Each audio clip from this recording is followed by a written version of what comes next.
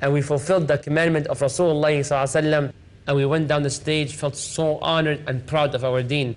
Brothers and sisters, wallahi, that pride will come and that izzah when you fulfill the commandments of Allah subhanahu wa ta'ala and you seek might from Allah subhanahu wa ta'ala. And I ask Allah subhanahu wa ta'ala to grant me and you, brothers and sisters, that seek might from Allah subhanahu wa ta'ala.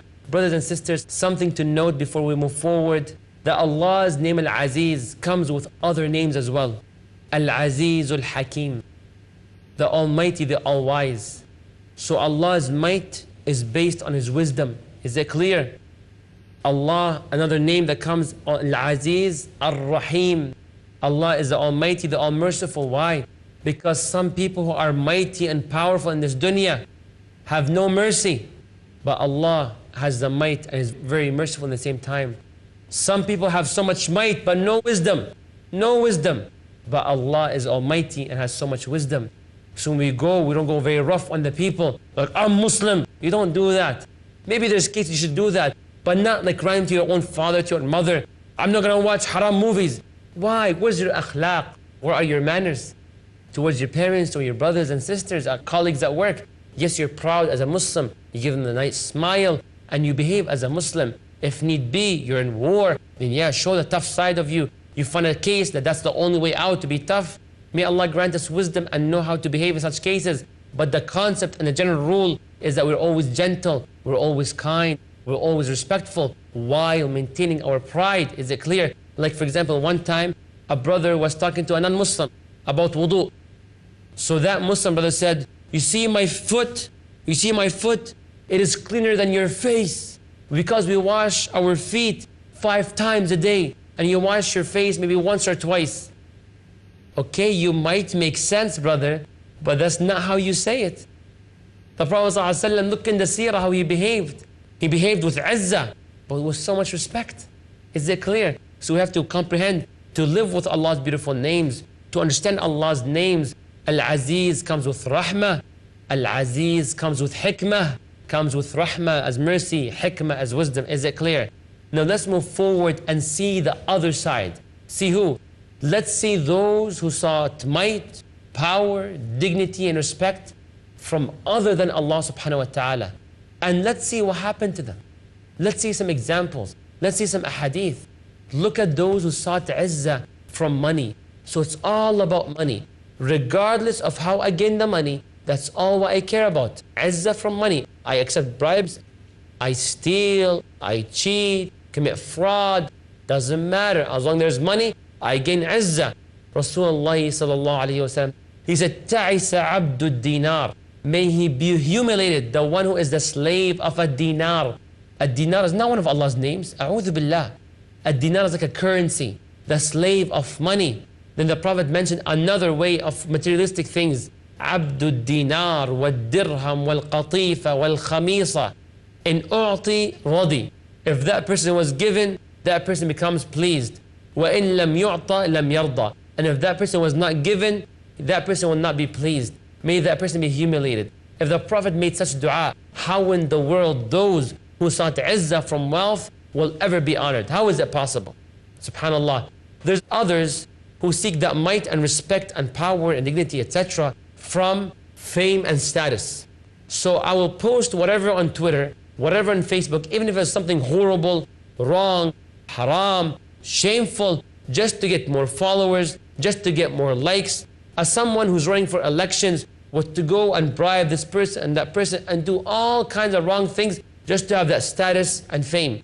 Someone would fake their resume just to get that status in the position to be promoted. What are we doing here? What are we doing? Such people, Allah subhanahu wa ta'ala might not honor them.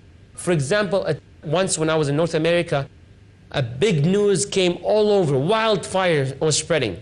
There was a commentator who was basically commentating over a football game, and the camera presented a woman. You know how sometimes they put the camera on the fans? So the camera came on a woman who happened to me like a very beautiful young lady or whatever. But the point is that commentator, instead of focusing on the game, he focused on that woman and he began speaking of how beautiful she was. SubhanAllah. Make sure you don't go search for it. Huh? Don't go search for it. Just hear the story from my side. Khalas? Bismillah. I don't want you to commit sins from this. Bismillah. So that commentator said, oh, look at this beautiful woman, etc. So I was reading this, it was unbelievable. So then that man was over 70 years old. This woman was like Miss of such and such city. She was like the most beautiful girl in that city, Alabama or whatever. And then the next day comes and everybody was criticizing that man. You're over 70 years old and you're acting like a little boy, praising the woman in front of thousands and tens of thousands and even hundreds of thousands of viewers. What is wrong with you? That man, you know what he did? He submitted to his desires. He was humiliated by his desires. He said, I don't care. I will not apologize. This is my desire. Khalas, I don't care. And the people criticized him so much. Then let's look at that woman. When she was asked, we apologize. Are you feeling bad about how that man spoke about you? Are you embarrassed? She said, no, I'm not embarrassed. What? I'm not embarrassed. Why? Because when he said that about me, I got over 200,000 followers on Twitter. SubhanAllah. So she forsaked her modesty. She cared less about this just for the sake of fame. She didn't say, I can't believe he did that to me, like in front of all these people. And you know what? That man who was commentating, he knew that the player right in the stadium was her boyfriend. She didn't say, shame on him. How can he say that about me when my boyfriend is playing right there? I was watching him. She said, yeah, I was happy. More followers on Twitter. We shall never be like that. We shall never seek izzah from such status and fame. Only for Allah subhanahu wa ta'ala. Is it clear, brothers and sisters? Now look at those who seek fame from their friends and not from Allah. They're willing to sell their identity because of their friends. They're willing not to behave as Muslims because of their friends. So a sister or a woman would go for the prom which is the end of the year, where the women and the men would mix, wear improper clothing, dance together, intermingling in a way that there's no alim in the face of this earth who has mind that would say it's halal. Impossible. With all that filthy music, filthy environment, filthy clothing. I'm sorry if you were amongst those who went. I'm not trying to humiliate you in any way, but I'm telling you the reality. If you did not repent to Allah subhanahu wa ta'ala, you may be humiliated because you perhaps sought izzah and might and power and respect from other people. So you wore that dress that was not according to Islamic code of ethics, and you revealed some of your aura, or you behaved in a way that is not ethical. And what happens? That person might not be honored. And that person who sought honor, that people might make fun of your own hairstyle. You did that for them and they criticized you. You wore this clothing and they criticized you. SubhanAllah. Look how you didn't just even get the izzah, rather you've been made fun of. SubhanAllah. Look at that brother or that sister who would disrespect their parents in front of their friends. Why? So their friends don't say, oh, look at this little kid. He's 16, she's 18, he's 44, he's 150, whatever it may be. And he's listening to his parent just like a little kid. So that person says, you know what? I need to show up in front of my parents that I'm cool. She tells me, oh, do your bed. I'm not doing my bed. I'm an old guy. A'udhu billah. Another girl says, oh, you need to come home early. It's getting late. No, I'm an old girl now. You don't tell me when to come. And the girl says, yeah, girl, now you're strong. Now you're powerful. Now you're old. Show them what's up. A'udhu billah. What kind of behavior is this? We're the slaves of Allah al-Azeez. You seek izzah from your friends. Wallah, you'll be humiliated. Especially when you're degrading your parents. How would your parents feel? You want to go back to Allah al-Jabbar?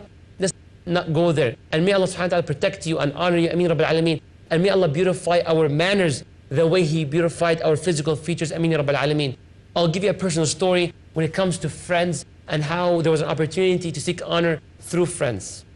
I was working in a restaurant for 5 years, okay? Basically wrapping shawarmas, sandwiches, steak and cheese, and I'm proud to say that in camera. Maybe hundreds of thousands of people will see this and watch this. I'm proud I worked in a restaurant. I have no problem with it. I think it shaped my personality. I kind of depended on myself a little bit. I appreciated money, not always taking it from my mom and dad, but I valued money when I worked. I kind of like used the knife and start cutting the tomatoes, the lettuce, etc. I learned a lot from it. And what happened one time, a friend of mine from school, university, came while I was working and he said, put extra chicken in a sandwich, hook it up. What would I do? Would I be like, oh yeah, man, don't worry, I'll put you extra chicken, not a problem. So I grabbed that chicken and fill up the sandwich without charging that person extra money for the extra chicken. And I would say, oh, it's on the house. We'll take care of it, man. You're my homie, you're my friend. But do you really own the restaurant? No. Did the boss tell you can put the extra chicken? No. Then what are you doing? Well, to look cool in front of my friend. So my friend can go around the city and says, oh, Brother Majid is such a cool person. Now the test comes and that person asks for extra chicken. From what you brothers and sisters, may Allah honor you, have learned, what shall I do? What shall I do? Tell me. Should I put the extra chicken? Shall I tell him, you know what, brother, sorry, I can't. If you want extra chicken, it'll be $1.50 extra. Shall I tell him, you know what, brother, I don't mind giving it to you, but I'll pay for my pocket?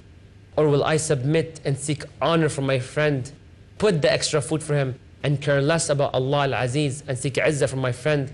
Only Allah knows what I've done, and perhaps the other person, but I'll keep it personal, inshallah. But the point is, when this happens, what shall we do? We'll mention more about Allah al-Azeez in the next episode. Stay tuned. Jazakumullah khair. I love you, wallahi, for the sake of Allah subhanahu wa ta'ala. I love every believing brother and sister for the sake of Allah subhanahu wa ta'ala. And I ask Allah al-Azeez to give us the pride and izzah, make us proud of our deen, and reunite me and you with Allah al-Azeez in Jannah. Jazakumullah khaira. Wassalamu alaikum wa rahmatullahi wa barakatuh. Praise be to my